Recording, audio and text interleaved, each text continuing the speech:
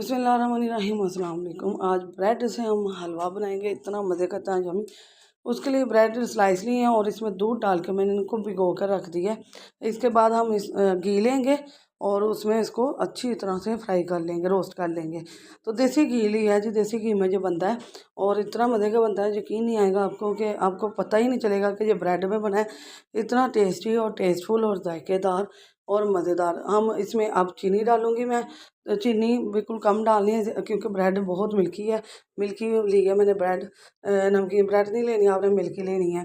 तो इसके किनारे भी कट कर देने हैं, किनारे नहीं इसके अंदर डालने हैं। अब मैंने ड्राई फ्रूट डाला है, ड्राई फ्रूट में बादाम और सौगी डाली है। आप जो भी ड्राई फ्रूट पसंद करते हैं, जो घर में अवेलेबल है वो डाल सकते हैं। जो घर में पड़ा हुआ था मैंने वही डाल दिया।